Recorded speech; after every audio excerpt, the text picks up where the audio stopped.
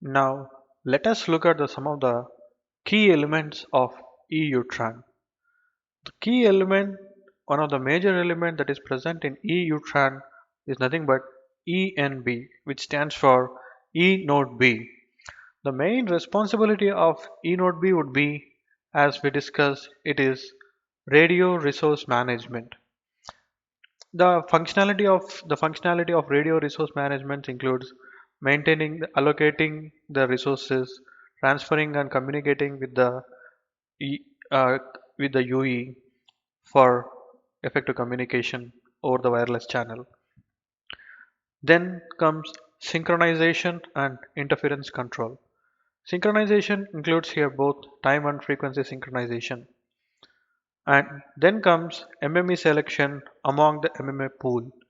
There will be a set of MMA pool that is allocated to a particular area, and the job of this E node B would be choosing one of the MME among the available MMA pool. Then comes routing the user plane data from and to software gateway. As we have seen previously, all the cultural channeling signaling happens with MME from E node B, and the user plane or user data communication happens with S gateway, that is serving gateway. Then comes encryption and integrity protection of user data. Encryption of the data of what UE sends to base station, and integrity protection means identity protection kind of things will happen in E node B. Then IP header compression. These are the main jobs in which E node B is involved in. The communication between serving gateway and E node B happens via S1 interface. Interface is nothing but a set of layer of protocols from layer 1 to layer 4 or whatever the standard that supports for that interface. So S1 is the name of the interface that is being used for communication of E node B with EPC, that is the evolved packet core. So the kind of interface is here, it's a many to many interface. Like one E node B can be connected to multiple MMEs as gateways, whereas and one S gateway can be connected to multiple E node Bs. This S interface can be split into two categories based upon the type of data that is carried between the network elements of EPC and network elements of EUTRAN, that is E node B. So as we said before, this all the user plane data that will be going on from E node B to software gateway. So this is called as S1U interface.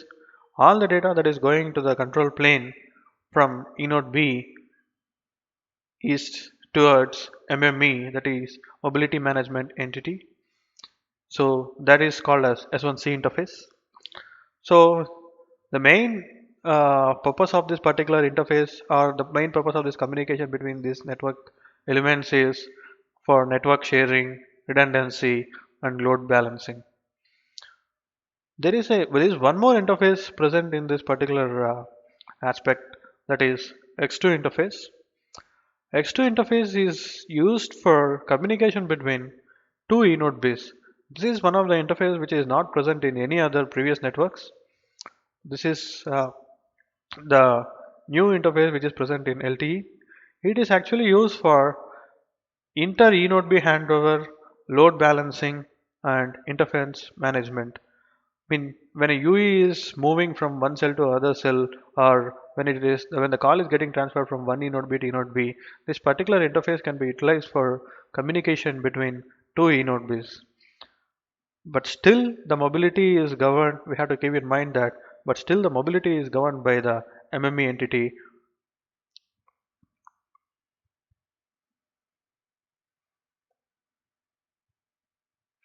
Now let us look into the elements that are present in the EPC. So let's first see mobility management entity.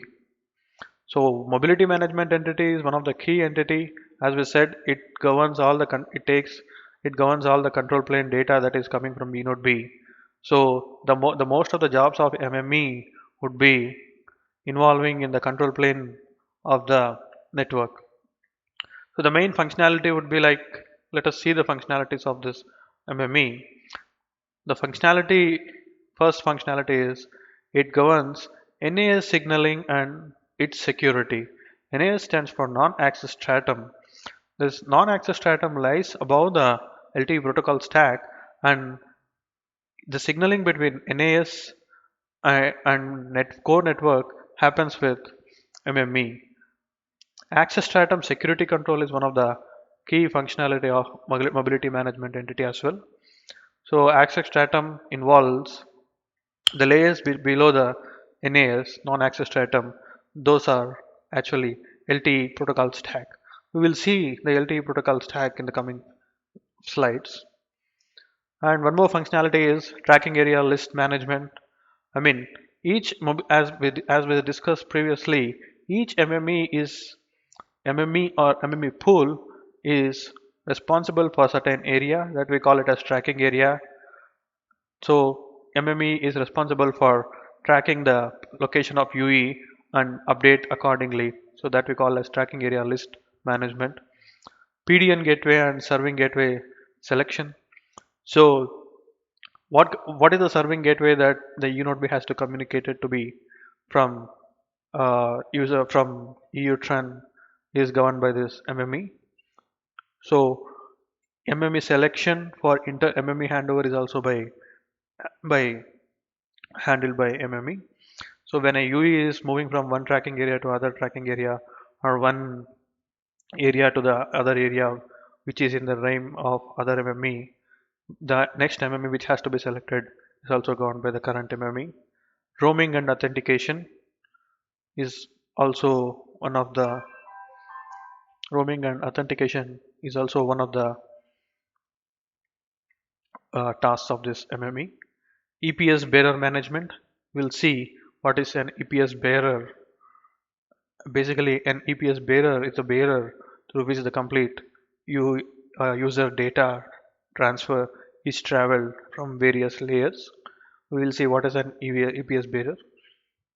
EPS stands for Evolved Packet System.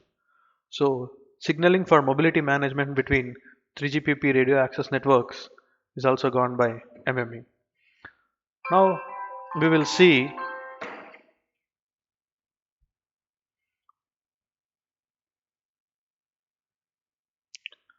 Now, let us see the interfaces that MME use for communication to communicate with various other entities.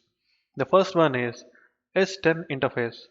S10 interface actually is used by MMEs to communicate with other MMEs to update various details when UE is in when UE is in mobile and it is moving from one MMEs to other MMEs.